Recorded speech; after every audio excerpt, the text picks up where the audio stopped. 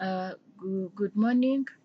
In today's meeting, as Acme have started trying to make global marketing, we're going to talk about the terms and concepts in this related to global marketing that can will help Acme to market its products and brand in the globally. And again, lastly, we're going to talk about the challenges and potential benefits of marketing abroad. So I would like all your attention. Please be with me as I'm going to start with the concepts and terms related with global marketing, starting with the term global marketing strategy. This is a form of a marketing strategy in which a company's message is consistent. This is the approach businesses take and in marketing and its company or products and all over the world. Or and the global marketing strategy has some benefits like being cost efficient. The reason being that when delivering a global brand is more cost efficient than adapting to each market. This is because you can develop the same goods and promote them with a single strategy in multiple markets. You do not have to design advertising company for each country. This is a thing that Acme Widget company should also put in place, using global marketing strategy which could work to increase the cost efficiency. And again, it's yeah. This strategy is a universality, meaning that it's building a consistent brand image. If a company build a consistent brand image, it's really important in marketing. Uh, you view your brand images as universal as opposed to different in each market. This market works well in countries that have similar preferences, reasons, and cultural values. For instance, we can talk about those Asian countries that our company is going to invest in. They have some preferences, resources, and cultural values since from their in Asian content. And again, another concept is target to know the term target market and demographics. In this concept, we need to know that demographics can help a business to understand the target market. This is to say that the business reach specific customers and satisfy their particular needs. A business, you want to know the population's makeup in terms of age, gender, income, a level, occupation, and education, and the family. Okay. And moving to customer behavior, but before to know the target market and demographics. For instance, let's say that Acme Budget is try to make products for children. Children will be children be uh, between 5 to 12 years of age. This means this is the demographic population, which all the target market that Akim will be targeting. The company to make research about those should make a research about the products that are going to be produced, basing on the target market and demographics. And again, with consumer behavior, this is referring to any action that a customer takes related to the company. However, company is mostly are attracted to actions that can be tracked and be learned from, to build relationships with customers. For instance, I'll talk about France. In France, most of their customers enjoy buying online nowadays. This means that their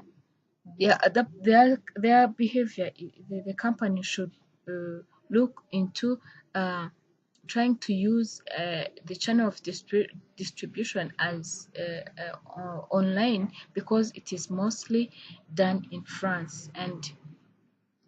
And again, we're talking about discounts. In French, customers would love to have discounts on the market. This is another thing that Akim should put in place. So we are going to talk about social media marketing. To know this term, this is a form of internet marketing that involves creating and sharing content on social media networks in order to achieve your marketing and branding goals. Some of the activities involve posting text, image updates, videos, and other content that attracts audience engagement. It requires to have a goal on people who are you're targeting on social media platforms. What is the company hoping to achieve, and where the target audience mostly hang from? Uh, some countries use mostly Facebook or some Twitter. So Acknowledge should look or the most platform that is used in different countries. In those different countries that they will be working in. So I would love to talk about also on what's global branding. Global branding evolves as the company enters new countries or expands product offerings within existing country. Expansion decisions are made and often on basing on a country by country. Also, it includes product division, product line basis without considering the implications on the overall balance or coherence of the goal brand portfolio. Uh, in this global branding, we're going to talk about main global or international branding factors, or the things that affect this global branding. First, we need to understand the term farm-based characteristics.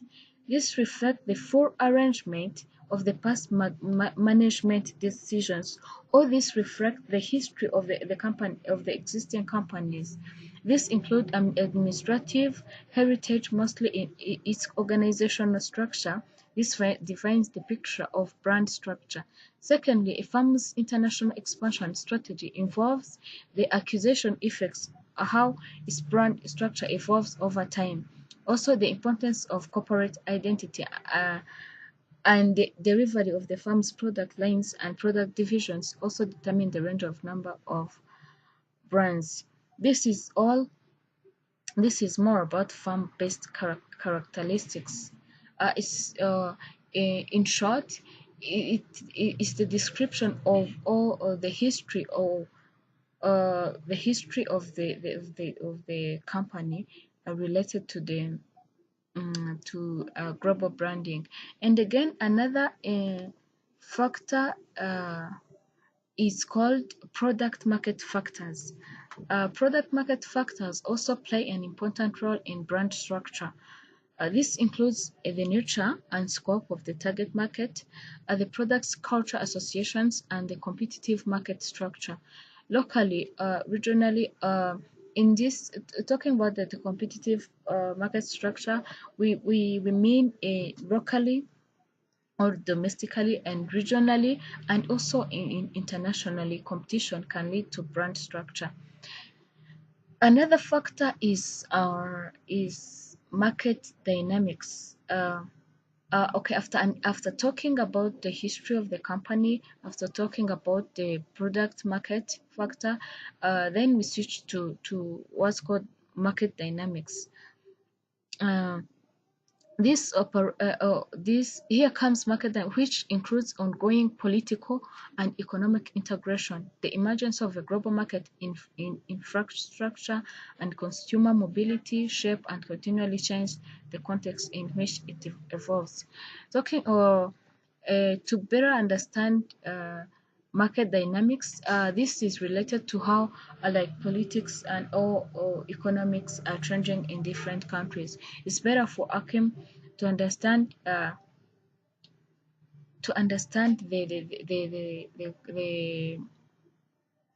politics, the political and economic factors of the countries that they're going to be working on, which is very really important.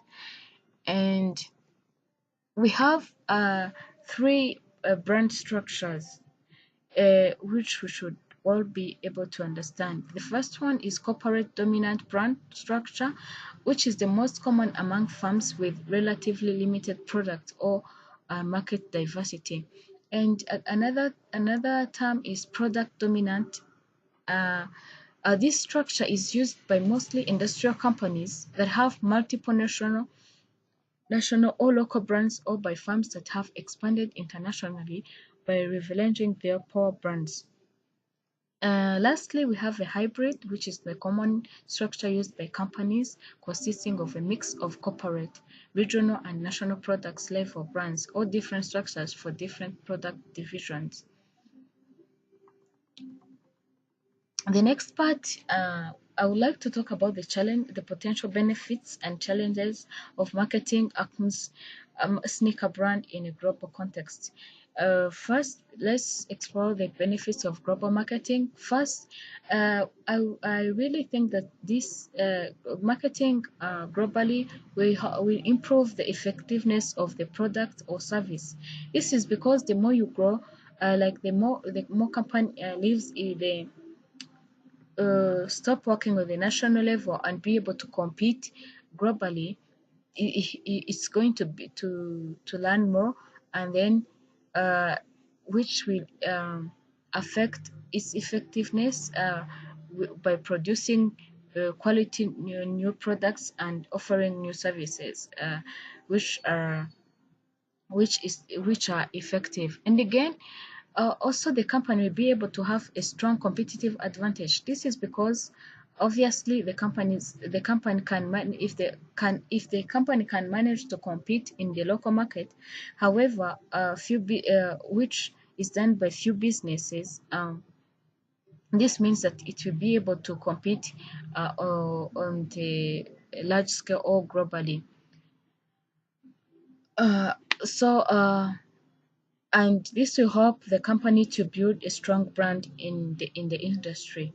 And again, there will be increase in customer awareness of our brand and product or services, because of internet, using social media, consumers can keep track of our progress in the world. And again, in addition to what I've said, global marketing can reduce costs and increase the savings of the company, or increase the revenue. In focusing on other markets, you can attain economies of scale and rent by standardizing your processes, or like putting on the scale where am I, and then try to make sure not to mention the savings that you get when leveraging the internet.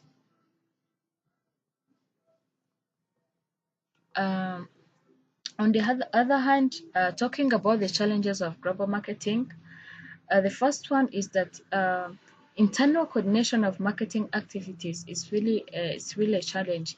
This happens because the brand has become bigger and the more links in the chain. Due to dealing with multiple nations, it's hard for some companies, like coordinating all the activities done in different global uh, in different countries. It might be a quite a challenge, like coordinating all the activities and make sure that you're great, like you're outstanding.